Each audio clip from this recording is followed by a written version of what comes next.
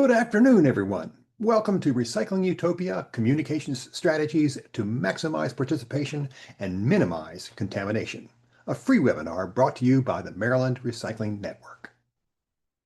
I'm Peter Houstel, MRN's Executive Director, and will soon be joined by Paul Varga and Darin Sheasgreen, who will share strategies you can employ to ensure your residents put the right stuff in the right bin. But before we go there, let's take a minute to look at what's coming up on our calendar. On Thursday, November 13th, you can help us drive reuse in Maryland by volunteering with us at the loading dock in Baltimore. And on Wednesday, November 19th, check out our webinar to find out if you're ready for paint care, which is coming in 2026. Registration for these events is open now, and you can sign up online. And of course, on Tuesday, June 2nd, I hope you'll join us at Martins West for the 2026 MRN SWANA Mid-Atlantic Conference. We're working on the program, and exhibit sales are open now. Registration's coming soon, so be sure to check out the website for details.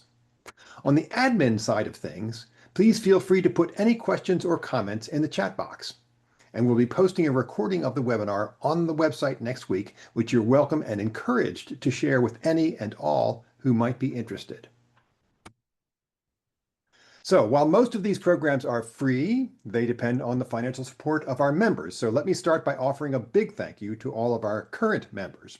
Though, as I'm sure you've heard me say many times before, we don't have any non-members. We have paying members and non-paying members. So if you're one of those non-paying members, please head over to our website after this program and join today. You can become a paying member for as little as $25 a year. That's like 50 cents a week. Thank you. Speaking of support, I want to give a shout out to our sustaining and patron members, whose contributions, along with that of all of our members, help us continue to support your efforts to drive education, reuse, and recycling, or reduction, reuse, and recycling. Without further ado, it's time to turn the mic and screen over to our presenters. And Darin, you're up first, so please take it away.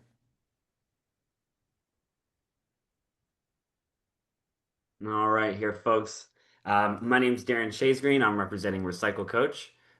Thanks so much for taking the time to kind of be with me here today, as well as Peter and Paul.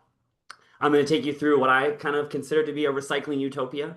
I hope you get some communication strategies to maximize participation and minimize contamination.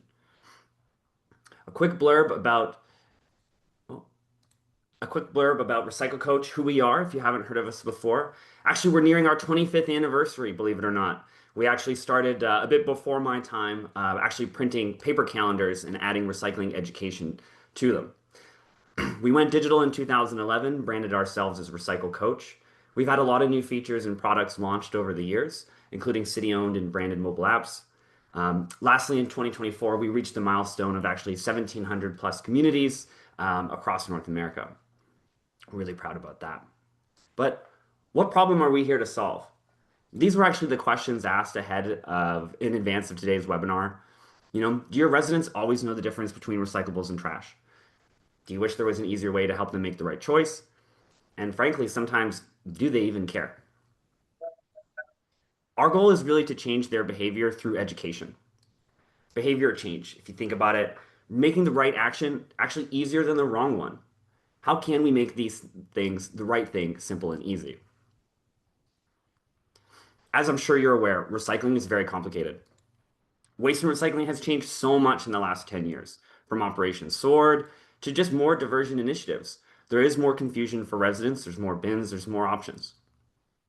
We really have to focus more on how people actually expect to receive information. That's what I think. Digital age. And find another 800. Yeah. What's another? Well, if you don't mind muting your microphone, please. 11 more, whatever. Yeah. Of course, again, it's one of these weird things. If you have your microphone unmuted, if you don't mind hitting that mute button, please. No, thank you, thank you. Lastly, education really needs to fit our residents' workflow, not our workflow. We have to meet the residents where they are. Lastly, it's important to mention how many transient populations there are. And during and post-pandemic, many Americans are moving to different states and moving to different waste streams that they've never even encountered before. Our data is very clear. These hard to dispose of items are actually the top 5 most searched items across all of our client databases. Some runners up, well, actually, I'll read them out. Furniture items, styrofoam packaging, Standard household batteries, mattresses, and CNR materials are almost always exclusively in the top 5. Runners up include paint, lithium batteries, other types of batteries, and motor oil. It's not just recycling that requires education. Residents need to follow their local disposal programs for e-waste, textiles, and a lot of these hard to dispose items. It's complicated. How do we get there? One of the things we love to talk about Recycle Coach is fostering sustainable behavior. I could do an entire presentation on this book, but that's not the point of what we're here today. I really just want to focus on kind of one component that they do discuss. If you haven't ever read this book or read a little synopsis, I highly recommend it. But I really want to focus on this removing the barriers, and not just physical barriers, and as it specifically mentions informational and social, confusion about accepted items and perceived norms. Why removing barriers actually works. Rather than assuming people need that motivation, do they even care? Behavior assumes most people are already willing, but something's in the way. All we need to do is make it easier and remove that friction for them, and the behaviors will occur. Some interesting data from a 2024 Harris poll. 2 out of 5 Americans have skipped recycling in the last year for the fear of doing it incorrectly. Gen Z does lead that pack with almost 60% of those responses. Why does removing barriers matter? Ask ourselves, how do we get information in 2025? I know where I get my information. A lot of Google, a lot of online. What do our residents do? Probably the same thing. How do we meet these people in their workflow and not ours? One of the biggest barriers that I see daily, PDFs, websites. We've got so much information. We have so many programs. We've got to get them to our residents. How do we do so? We have all this information online, but these barriers end up requiring the resident to do excessive scrolling, going through lengthy lists, lack of interactive features, dense text blocks, having to navigate through, and lastly, limited mobile optimization. What computers are they using? What phones are they using? Are they actually optimized to actually be able to view this? When they download a PDF, can they properly view it on their device? These are all major barriers that we see all the time.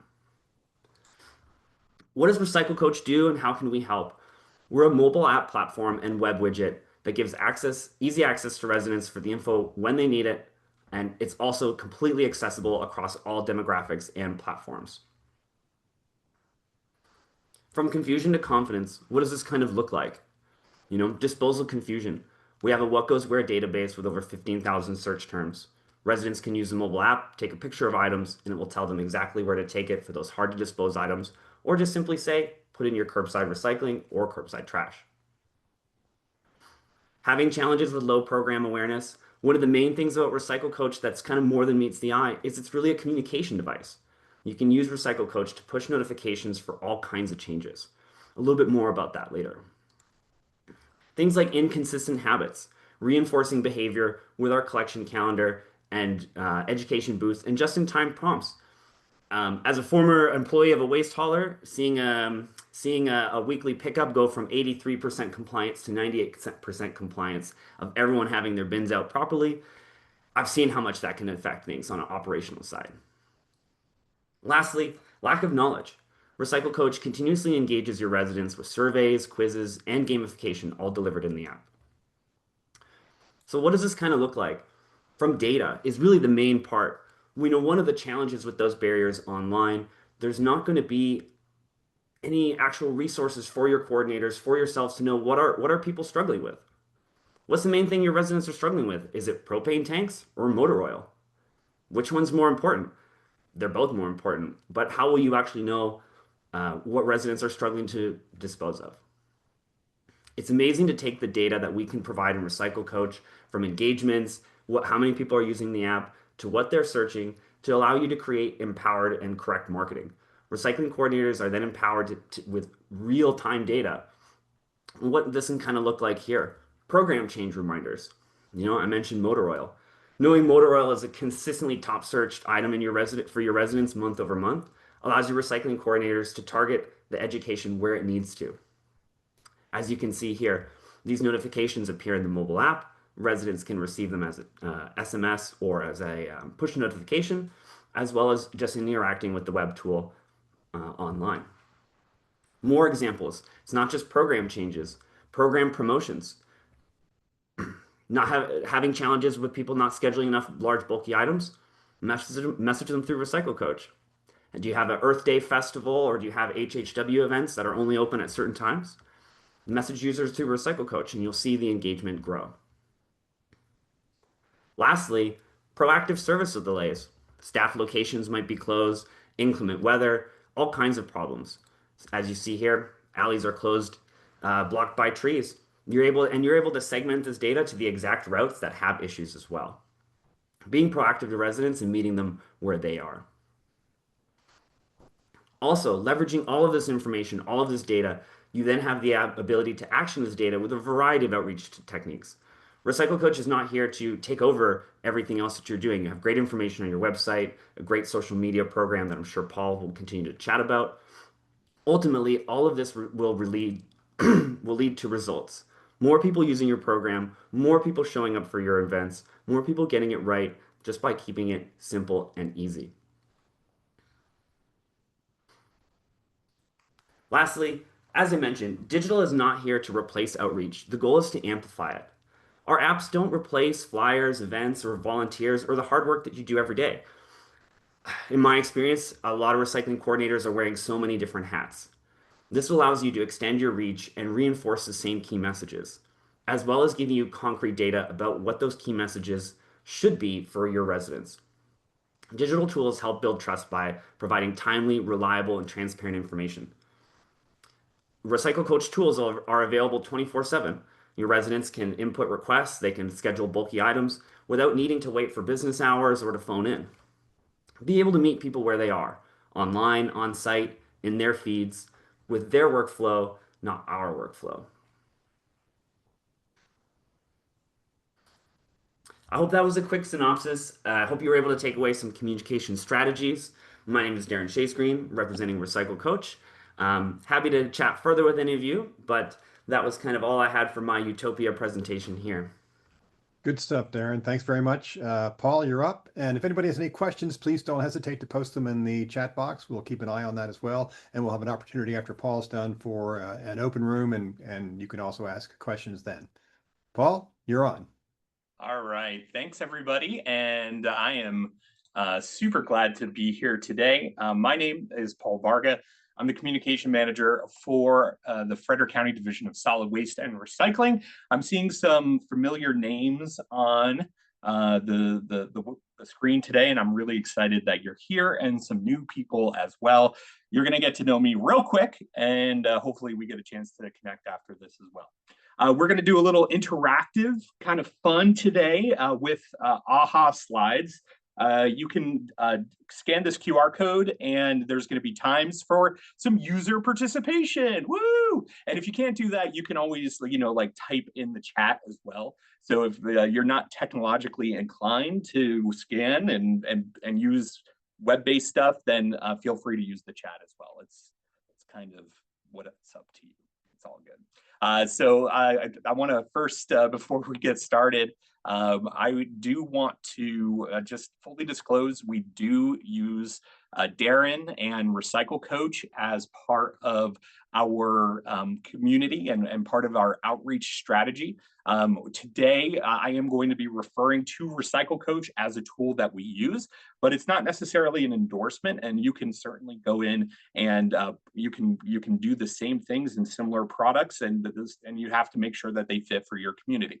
So even though I am going to be talking about Recycle Coach, certainly you can do that as you would like as well. So just with that kind of out of the way, and covering my butt where I can, let's get to some thoughts here. And so I kind of would like to hear about, from your words, how you would describe your communication strategy about your program, whether that's a not-for-profit, whether that is a government entity, whether that's just a concerned citizen. I know we kind of run the gambit on these webinars. So feel free to scan that. You can also use the chat if that works better for you. Just put in one word how you might describe your current communication strategy about your program. See if we can, people are typing. It tells you when it's typing, that's good. We got about 10 people in. I've got about 100 seats that people can fill in. So yeah, building. So you're building your program. I like that a lot. Let's see. We got some more coming in. I'll give people a moment. And while people are putting things in, a little bit about me and my background. I came to Frederick County. It'll be 3 years in February. And I came from a background of working in startups and in startup marketing and broadcasting and all that fun stuff. So I kind of have taken those tools that I've learned from my past and kind of have brought them into how I talk about recycling for our residents here in Frederick County, as well as our solid waste system. All right, so some great things coming in. We've got simple strategy. That's a really not a bad thing. We got lacking. That can certainly happen. Confused strategy, Yeah, locally tailored. I like that. Evolving is some of these words that we're seeing. Some really great thoughts in there. I like that verbal, like that it's a verbal communication strategy. Because that is great to have, because then everyone is verbal, but sometimes writing it down is a little bit tough. And then we have learning as we go. All right, some great answers here. Hopefully with this, they will be able to go ahead and save this with the slides they send out later, but I don't know, but you'll definitely see them in the recording. So one of the 3 tips that I always talk about when people ask me about what is the sauce behind our county's recycling program. We put a lot of money, we put a lot of effort, we put a lot of time into things that other people might see as kind of being a waste of it. We put a lot of time in our social media. Believe me, we do put thought into our social media. And if you've never checked out our social media before, check out @Frederick Recycles on Facebook and Instagram. We have fun there. So we put these things in it. We invest in things like Recycle Coach, because it is all part of this goal to reduce contamination, to help people understand not just what goes in and what goes out, but the dollar and cents behind it. And so that comes from clearly defining a goal.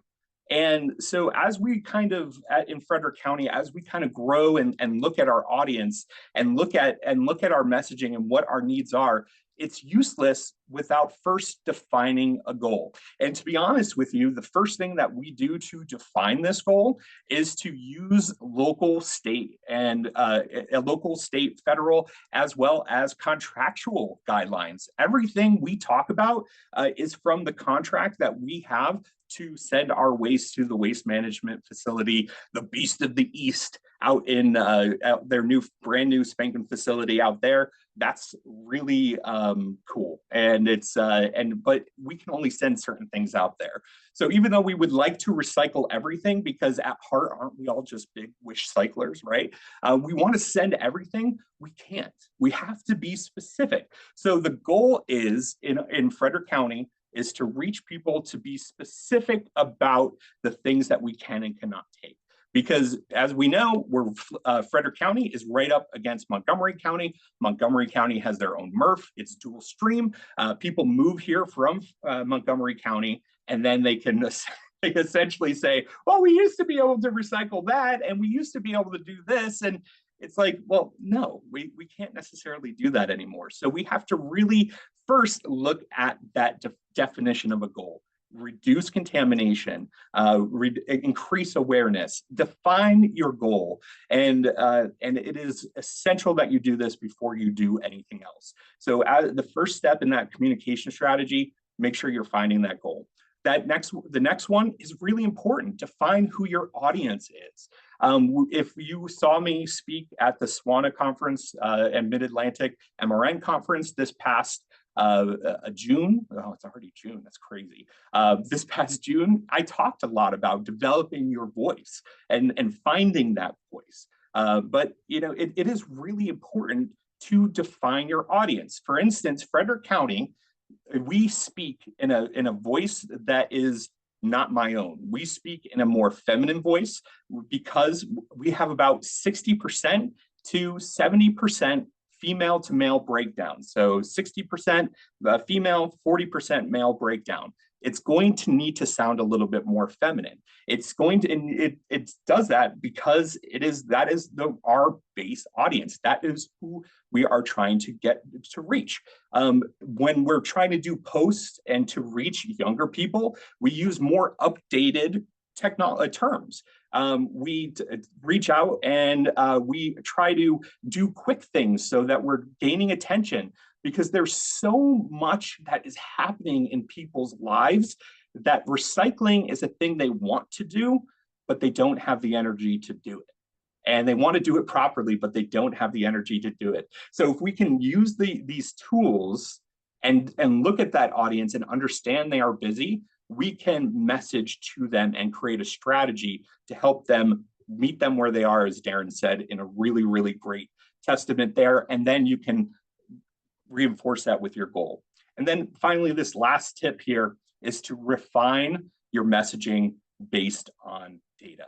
And refining your messaging based on data is that next step. You might have heard me speak about this before. With Recycle Coach, we use this method called a push-pull method. So we push Recycle Coach out there, that we have it as a tool that we want people to use. We want people to make things happen in their own lives and meet them where they can ask the question 24/7, and they don't need me or one of my colleagues, Maria or Judy or Cherie or Mary, in their pocket 24/7.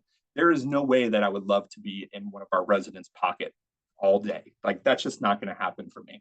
And neither does any member of my team want to do that. So when we can push them to a resource like Recycle Coach, it's like having us in their pocket 24/7.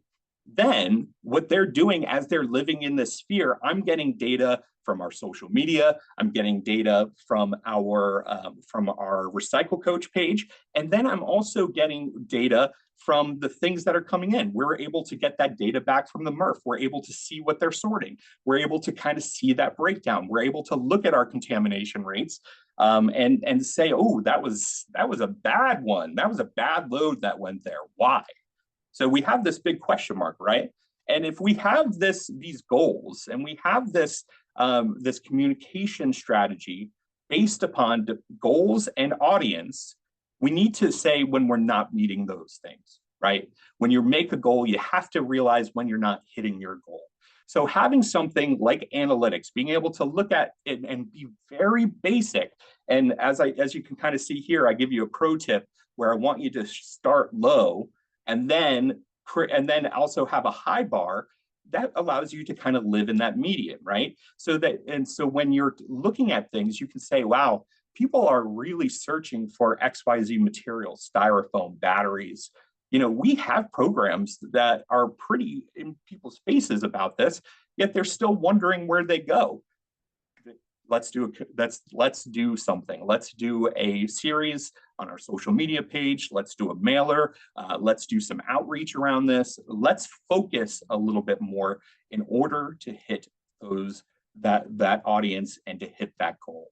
And so when using things like analytics, using the data to drive those decisions, it's key. And I think a lot of times, if we look back at our word bank that was kind of popping up, is that we have these kind of like, hey, where are we going with this? I wish I had the GIF of John Travolta in I was going to say Boogie Nights, but it's not Boogie Nights. It's the Quentin Tarantino Pulp Fiction. There we go. My brain. And he's like kind of looking around, and sometimes you'll see it when like somebody opens up their wallet and he kind of is like looking around, and you're just kind of feeling kind of empty. And that's how a communication strategy can kind of it can kind of feel. And when you're using your goal and you have a goal, a clear goal, you have a clear audience, you have clear data, it's really, really helpful. And so case in action here, we're going to talk a little bit about our Tons of Textiles event that we put on. And it was a result of being able to have a great vendor in Helpsy, where if you haven't connected with Helpsy, they are S Corp, so they work like a not-for-profit. So they have a lot of transparency. It's a vendor that we use for our textiles. And so we were having some issues kind of saying, okay, so we have this new contract. How are we going to encourage people to recycle their textiles? So the goal was to divert textiles. All right, so we're putting our 3 tips in action here. So the goal was to divert textiles. And so we knew that we needed to make something that was accessible. We needed a program that was accessible, because if it wasn't, people wouldn't show up. And I think we see that a lot with our bin-based programs, right? Sometimes there's only like between 7:30 a.m. and 4:30 p.m. that they can access this area. But if you work 3rd shift or you work overnights, you need to be home and in bed by 8 o'clock. You're not gonna stop to bring your textiles and things along those lines. So you need to have things outside of that. And that's kind of what we realized. So we started to look at our goal to divert textiles by looking and making an accessible program. And out came these collection events, and we call them 10 tons of textiles collection events. And, alliteration aside, because I love a good alliteration, we needed something that we could put that brand on. Because if I can send messaging through Recycle Coach, or I can put something out on our Instagram page, or I can put something out on our Facebook page, and it doesn't make any difference if it is all convoluted. If it's like, hey, this is happening and great, it doesn't matter. We need to be able to brand it. So that's where we came out with this clear statement of our goal of 10 tons of textiles. And that kind of molded into tons of textiles, which still has that brandability in it. And we're going on to our 2nd year. It could be our 3rd year, but in any case, we're coming up on where we're actually now putting it into our America Recycles Day, where our America Recycles Day is our big holiday around here. The night before America Recycles Day, Raquel, the recycling opossum, goes and checks for contamination. You leave out soup and you leave out garlic bread, and it loves it. And then the next day, you bring your textiles to the big event. And we are having it again this year. And it's a really successful program. We've been able to divert tons and tons and only getting more and more items and textiles that we're diverting from our landfills, and we're putting them back into where they can go. And so we kind of look at this and we look at the data and why is this working? And this is kind of a back end look on your screen here about what is working. And it kind of shows the views here, your reach, your impressions. This is just for one post, but this is, and you know what, your goal might be a little bit different. Your thought here of what is successful, what works, is a little bit different, but this is what we see, and we can correlate back to, okay, a successful launch. So this was a launch post, which is the initial post in a campaign. We made a big deal out of it. And you can see the results here. It was really great. We've got about, at the time here, we had about 13,000. We had about 13,000 followers on Facebook, and it was able to reach 10,000 of those followers, which is pretty good, as well as people outside that sphere. It was viewed multiple times. It was viewed 18,700 times. It got interactions, so likes and things like that drive the data. So a pretty good look that, okay, this branding is working. We look at the results, which is the end of this program, that same kind of back end, and we collected 14,660 pounds. And so that result, as we can look at that data, we can adjust and say, hey, people are getting this message, they like the branding, they're understanding what we're doing, and so that they're bringing these items to it. We collected this in the course of like 3 hours. So it's a really great success story of looking at a clear goal, knowing our audience, and then looking at the data to help refine that. Because I can tell you, if that initial post only got 300, 400 people, we got to look at our branding. We got to look back at our audience, and we got to look at what we're saying. And then we can try to relaunch again. People have short attention spans. People are not going to notice when you give them the same message in different packaging. They could be like me, but that's my ADHD brain. I'm going to notice. but for the most part, they are not. And so, this really was a proof too, to extend our textile programs here in Frederick County. We were able to create a stable program with this and keep our relationship with HelpSee in a way it's thrivable. We were able to bring out drop-offs and bin drop-offs here at our facility off of Rexford Road here in Frederick. Come visit, come say hi. And we are able to put on more events, just like this upcoming America Recycles Day. We're having another tons of textiles event, and it's going to be really exciting. It's going to be supersized. I am hoping that we finally hit about 20,000 to 22,000 pounds. We'll see how this goes. I don't know. Well, but that's my goal for it. And so with this and with the next kind of part of the things that we talked about, I'd love to see here, if you'd like to type and scan back in, what fun ideas are you excited to try with either the tips that I've given you or some of the research that you've done? What fun ideas are you looking to try? I would love to kind of see this, because that's what it's all about, experimenting and then taking these little pieces and making part of a bigger strategy, a bigger puzzle.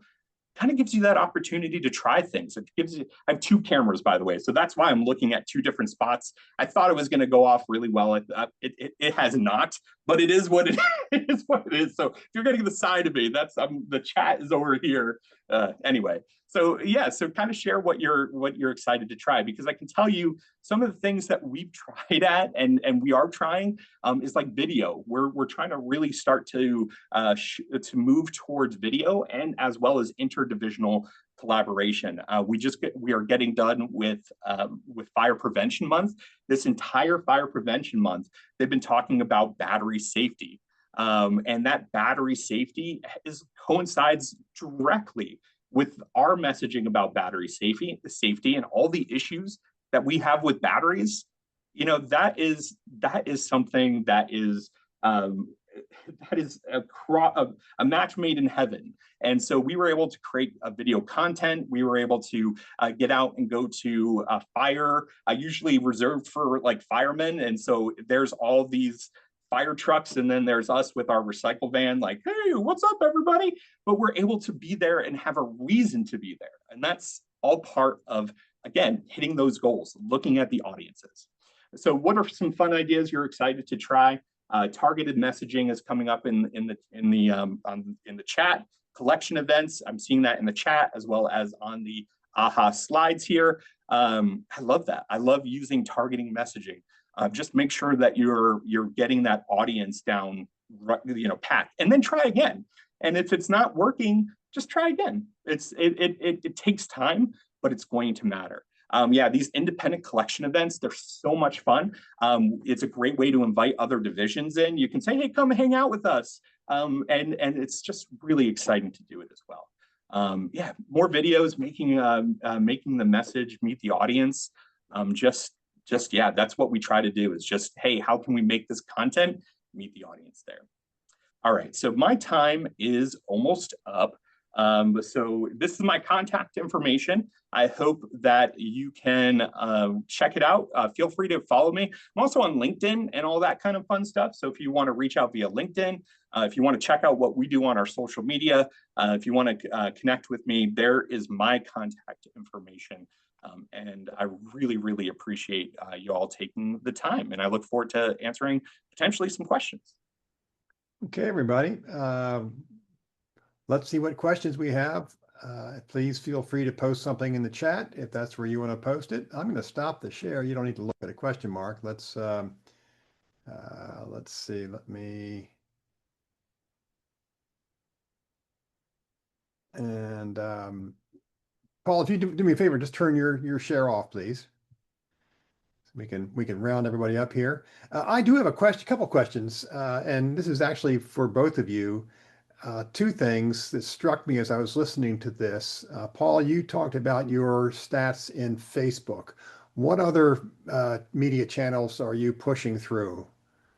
Yeah, so we're pushing through Instagram, as well as working with our our CAPE team, which is the public engagement and executive communication team, to try to kind of consolidate and create a great presence on YouTube as well. It's a little bit difficult, but we want to get into that space and we want to get into some of the shorts. But we're slowly but surely building up our Instagram. Our Facebook following and our community there is much higher and more engaged than our Instagram. However, we're trying to grab younger audiences. They're over on Instagram and they've forced me to learn how to do reels, and I'm doing and that has been something that's been very hard for me. I am not a very short-winded person, if anyone could tell. So Darin, you mentioned, I think you said, I don't remember exactly the number, but for Gen Z, something like 60% are not recycling, or I can't remember what the number was, but it was a fairly large number relative to other groups. And I'm curious from both of you, as you begin to look at both your messaging and the channel through which you send your messages, what are you doing that's perhaps saying something to a different crowd a different way and potentially getting a better result from that crowd? I'll go ahead and take that away. Actually, there was it was actually Keep America Beautiful and the Harris Poll that kind of put out this data. And actually, a few weeks ago, we actually did a blog about it, about like anxiety. So I could actually share that in the chat after and kind of give a little bit more of those numbers and references of kind of where they came from. One of the things I also kind of want to comment on is, Paul really talking about finding your voice. We have for us, we have Recycle Coach partners all across Canada and the US and even Australia, and seeing our best users use their own voice. For example, some of our Texas clients, they have that y'all in there. They talk with they type with the way that they kind of speak. They call it the bin. But they put that into the messaging, and it responds with the resonance. It really does. It makes a big difference. So when you look at the data from outside of Frederick, looking around the world, literally, are you seeing any patterns in terms of how other entities are reaching different tiers of the service population, whether it's by age or any other demographic that might suggest there are some patterns there that everybody can focus on and say, hey, I'm dealing with this demographic. Here's a way that I might approach them that would be different from, old farts like me. And Peter, you're not an old fart. Let's make that very clear. You were a Vibrance as a fifth-time plastic recycled, which I think that joke only would land in a room like this. But I don't know. Yes, You're indeed. vibrant, Peter. You're vibrant. Yeah, okay, I will accept the kudos, but I will only. So, Darin, if I limited could appreciation for it. So.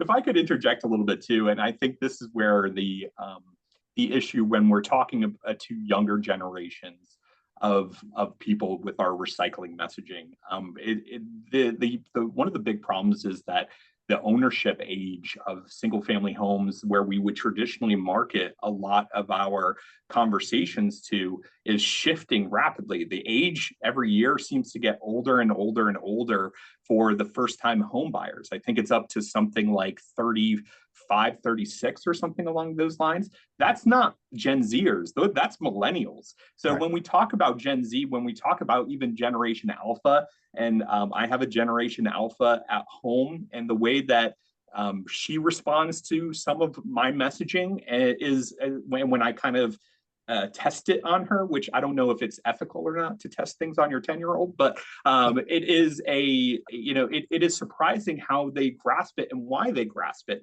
I used to get a lot of questions around hey, have you ever seen a dead body at the landfill, or weird questions like this. But now I'm getting questions of like, hey, I saw Mark Rober and Mr. Beast hanging out, and they were talking about this big island of trash. What's that all about? And it's it's in these types of atmosphere that we have to be aware, and we have to be knowledgeable that we're not necessarily prepping them for when they do have a house. We're prepping them for when we have a solution for them, because there's a very high chance that that generation alpha will not see curbside recycling like they see it today. It is going to be vastly different in the next, especially with the invention of AI, with the look at people getting frustrated with recycling and maybe turning to more of a dirty MRF model, which is something that with AI maybe a little bit more of something that works and gets better traction. But we'll so that their look at it. So you have to talk to them differently. You have to talk with them about the ownership of what actually happens, rather than being able to do something when you're at a higher age, because they may never see it. So if I can say, as a parent whose children have finally moved out, I thought the children were available for testing on a general basis, but that's another issue altogether. And of course, 10-year-olds are the ones who ask you about dead bodies in the landfill. Yeah, but now they just want to know about Mark Rober, and and they love my 6-7 about the numbers 6-7 and how they don't matter with your recycling anymore. That's a good joke. Feel free to steal that one to ruin it for the young kids. Be like, oh yeah, we accept bottles, jars, jugs, and tubs as long as even if their numbers are 6-7. They go so dirty MRFs aside, and Darin, you may have some numbers on this. Have you seen, is Recycle Coach being used in environments where there is family recycling programs in place, where they're doing some serious work with apartments, condos, those kinds of environments, that where the Gen Zs and maybe the alphas will land as well? Yeah, absolutely. And I think that's what does make Recycle Coach a little unique. The things that we have in Frederick County. If you go to the Frederick County tool and you look up their information, as Paul mentioned, Montgomery County, everything is going to be kind of completely different, right? So every Recycle Coach tool will be completely kind of tailored to that local municipality. Whether it's multifamily, whether it's local, we actually get all the address data, so we're able to kind of accurately display, whether it's a single family home, multifamily home. There's ways of doing that. I did want to also add, we're talking about demographics. Young people, they're always a hot topic. The Gen Z, but as Paul made a great point of, what are the percentage of people that are owning these single family homes? Ironically, I may be here for Recycle Coach talking about our digital tool and our digital calendars and every way you can access there. But in full transparency, probably one of our most popular features is actually the print a calendar feature. As I said, we're here to meet people where they are for every demographic, and kind of just making sure that everybody can receive the information as simply as they want to in the way that they want to. Excellent. Kelly, you've got a question here. Please go ahead and turn your mic on and fire away. Yeah, thanks. So my question is for Paul, and we do follow you, Winnebago County Solid Waste. Oh, Love your hey. post. Yeah, so my question is just about your textile recycling and the vendor that you work with. I guess my question is, where does that material go after it's collected, and what is done with it? Yeah, that's Kelly. First of all, you all are doing a great job finding your all's voice, and it's been an honor to watch you grow. And so thank you for being here, and make sure you get Winnebago a follow too. They are very funny. One of the things that when it came to looking at textiles, we had a really big issue in the past with a vendor who was not able to to accept the amount that we were bringing to it. So one of the big problems was to try to find somebody in this textile space who not only was going to be able to handle the volume potentially, but also be able to kind of work with us in the transparency end, so that we're not lying to our residents, because there is so much confusion, especially with every one of these donation boxes that you see everywhere. There's all sorts of just miscommunication. There's all sorts of issues around, hey, are they going to take this, sell what they can, and then ship the rest to Chile and throw it in the middle of the desert, which they're literally doing? Like, it's those types of things that we have to take into mind when we're creating stable, responsible programs for our residents. And so when Recycle Coach, but when Helpsy came along, Helpsy was really able to bring about those and answer those questions. They are an S corp. They are very transparent. They go out and they tell you where things are going to go. So a lot of the items, their first mindset is for reuse and resell. So they work with things like Goodwill. They work with online retailers to try to get them to do, the items that they need that fill like niches that we aren't even thinking of, because it's not our style, but somebody might be looking for a 90s Jordan, a sneaker that they want to make their own. So they customize it, but they need a cheap Jordan. So they're able to do things like that. So they were very clear with that up front. And then the next part of that is that they use a lot of the things that they accept, like holes, things with holes in it, that kind of stuff, and they shred it and make it for like blown insulation, and they're very purposeful about where they say it goes. And that was important for us to find a partner in this. Kelly, if you check on the MRN website, go on the education and events page and look at past webinars. We did a webinar with Lisa Schianelli from Helpsy last July 25th, 2020. No, July 25th, 2024. Yes.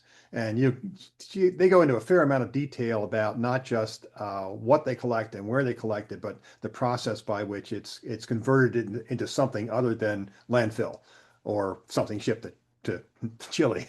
Yeah, I'll definitely look into that. I recently learned about a vendor in our area, and when I asked where it goes to Pakistan. So I didn't feel very good about that. So yeah. I appreciate hearing about who you're working with. Yeah, and there are a lot of corporations. Pakistan is one of the largest markets for kind of reprocessing of goods.